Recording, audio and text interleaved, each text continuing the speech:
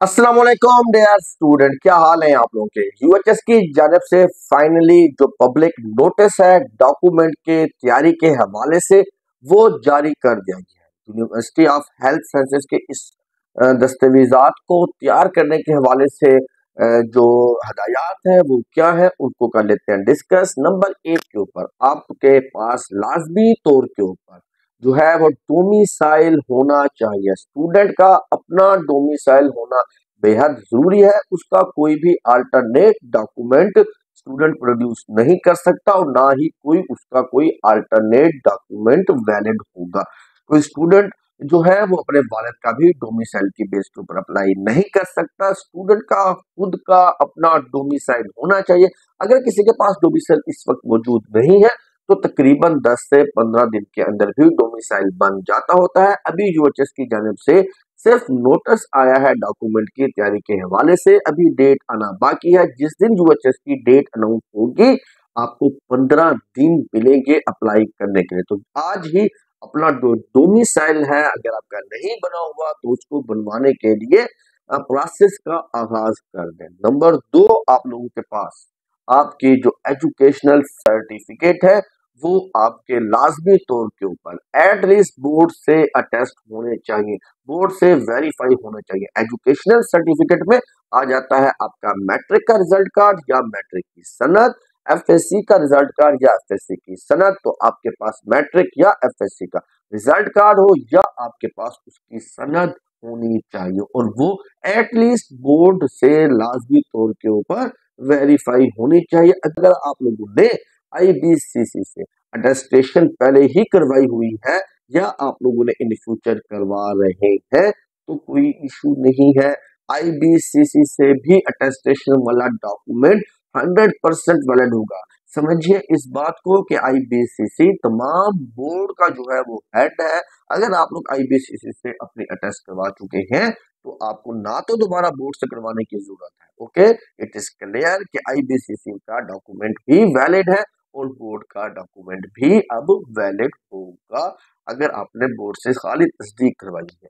इसके बाद तीसरी चीज इसमें थी कि आपकी शनाख्ती दस्तावेजात मतलब आपका आईडी कार्ड, आपका बे फॉर्म या आपका स्मार्ट कार्ड से कोई भी एक डॉक्यूमेंट आपके पास मौजूद है। और ये याद रखें आपके पास ये डॉक्यूमेंट ओरिजिनल होना चाहिए। अगर किसी का कोई डॉक्यूमेंट ओरिजिनल गुम हो चुका है तो स्टूडेंट को हदायत की जाती है कि वो अपना अर्जेंट बेसिस के ऊपर अपना ओरिजिनल डॉक्यूमेंट प्रिपेयर कर ले। नादरा में 5 दिन के अंदर भी अर्जेंटली डॉक्यूमेंट बन जाता होता है, इसलिए अपना डॉक्यूमेंट जो है वो आप लोग लाजमी तौर पर अपना आईडी कार्ड या स्मार्ट कार्ड या बेफाम लाजमी तौर के ऊपर प्रिपेयर कर ले। नंबर 4 के ऊपर है खसूसी दस्तावेजात। खसूसी दस्तावेजात के अंदर आ जाता है आप लोगों का वो डॉक्यूमेंट जो आप लोगों ने कोटे की सीट के लिए अप्लाई करते वक्त देना है। कोटे की सीट के लिए आप लोग कौन कौन सा डॉक्यूमेंट देंगे, ऐसे वो तमाम स्टूडेंट जो अंडर डेवलप्ड डिस्ट्रिक्ट की सीट को अप्लाई कर रहे हैं। अंडर डेवलप्ड डिस्ट्रिक्ट कौन कौन से हैं? मियाँ वाली है, बखर है, लिया है, मुजफ्फरगढ़ है, डेलजी खान है, लोधरा है और इसके अलावा आपका है पड़ा राजरपुर। तो ये है अंडर डेवलप्ड डिस्ट्रिक्ट, इनकी 54 सीट्स होती है। अगर आप लोगों की एफएससी और मैट्रिक भी अंडर डेवलप्ड डिस्ट्रिक्ट से ही है तो ही आप लोगों के लिए वैलिड होगा। तो अंडर डेवलप्ड डिस्ट्रिक्ट की सीट पर अप्लाई करते वक्त 2 कंडीशन पूरी होनी चाहिए। नंबर 1 कि आप लोगों की मैट्रिक और एफएससी भी आपके ही डिस्ट्रिक्ट से हो जिस डिस्ट्रिक्ट की under developed district seat offer की गई है। सपोज एक स्टूडेंट जिसका ताल्लुक लिया से है या मुजफ्फरगढ़ से है तो उसके पास डोमिसाइल भी लिये का है या मुजफ्फरगढ़ का। जिस डिस्ट्रिक्ट का डोमिसाइल आपके पास है उसी ही डिस्ट्रिक्ट की एफएससी, उसी ही डिस्ट्रिक्ट का मैट्रिक भी आपका लाजमी होना चाहिए। इसके लिए आप लोगों को डॉक्यूमेंट तैयार करना पड़ेगा। वो डॉक्यूमेंट क्या होगा आप लोगों का? आप लोग एक इस तरह का एक डॉक्यूमेंट होगा जो आपको लोगों के लिए मैं यूट्यूब के इसी पोस्ट के ऊपर भी शेयर कर दूंगा ये वाला डॉक्यूमेंट, या ये डॉक्यूमेंट आप लोगों को मेरे व्हाट्सएप चैनल के ऊपर भी मिल जाएगा। लिंक मैंने अपने जो है इनिशियल दिया हुआ है यूट्यूब पे अपने व्हाट्सएप चैनल का, वहां से भी आप लोग डॉक्यूमेंट का इमेज ले सकते हैं। इस डॉक्यूमेंट को कर लेना है आप लोगों ने प्रिंट। इसको आप लोगों ने सबसे पहले जो है अपने क्लास 1 से 5 तक के जो स्कूल था वहां से इसको वेरीफाई करवाना है, वहां से सिग्नेचर करवाना है। फिर क्लास 6 और 8 जहां से पढ़ी थी, या आप लोगों ने 1 से 8 तक जहां भी पढ़ा था, तो वहां से आप लोगों ने इसको सिग्नेचर करवाना होगा।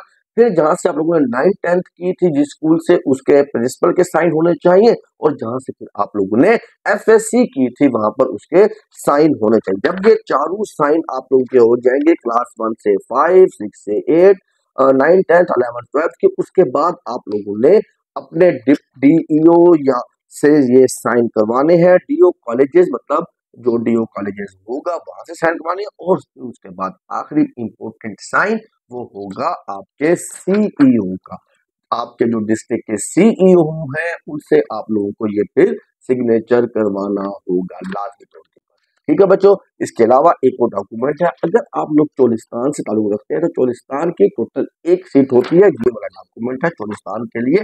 ये वाला डॉक्यूमेंट आपको चोलिस्तान के जो है डिप्टी कमिश्नर साहब, मैनेजिंग डायरेक्टर चोलिस्तान, उससे साइन करवाना होगा। इसको फिल करने के बाद आप लोग ये कर सकते हैं। इसके अलावा अगर कोई स्टूडेंट जो है वो डिसेबल कोटा की सीट पर अप्लाई कर रहा है तो उसके लिए जरूरी है सोशल वेलफेयर से जाकर अपना डिसेबिलिटी का सर्टिफिकेट बनवाएगा और तब ही वो काउंट होगा। इनमें से जिस कोटे की सीट पर अप्लाई करें तभी ये वैलिड है। इसके अलावा अगर आप लोग रेसिप्रोकल की सीट पर अप्लाई करते हैं उसके लिए कोई ऐसा डॉक्यूमेंट आपके पास नहीं होना चाहिए। इसके अलावा एक और जो चीज है इम्पोर्टेंट वो ये है कि लिखा हुआ है कि थंब इम्प्रेशन, अंगूठे का निशान या आपका सिग्नेचर, उसके लिए क्या होगा, आप लोगों ने सिंपल क्या करना है, एक वाइट पेज लेना है। ऐसा ऐसा वाइट पेज ले लेना है। उसके ऊपर आप लोगों ने अपना जो राइट थंब होता है वो लगा देना है और अपने सिग्नेचर कर देना है। तो ये डॉक्यूमेंट आपका तैयार हो जाएगा। इसके अलावा आप लोगों के पास जो आपकी पासपोर्ट साइज पिक्चर होती है वो रंगीन होनी चाहिए। उसका जो बैकग्राउंड है वो व्हाइट होना चाहिए।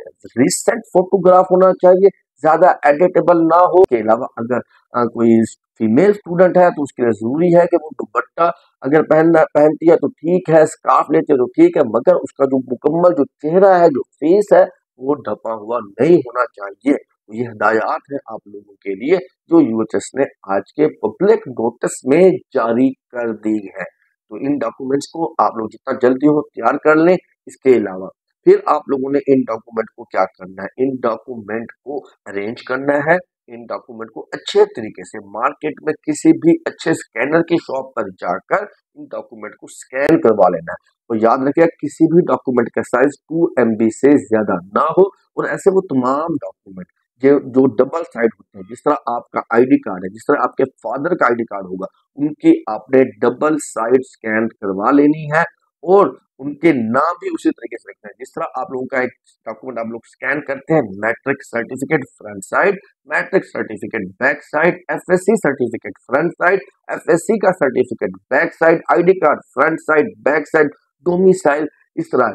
फिर इन किसी भी डॉक्यूमेंट का साइज 2 MB से ज्यादा नहीं होना चाहिए। बिल्कुल नेम वाइज अरेंज करें और अच्छी किसी स्कैनर से ही इसको स्कैन करें।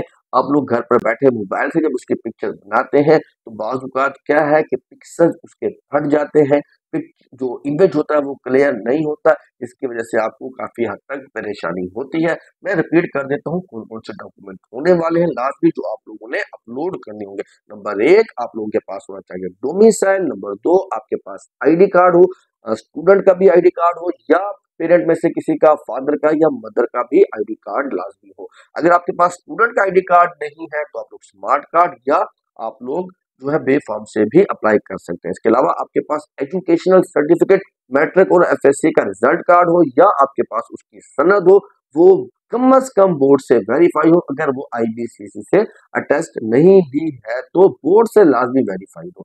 इसके अलावा आपके पास आपकी रंगीन फोटो होनी चाहिए जो कि आप लोग वो व्हाइट बैकग्राउंड में हो।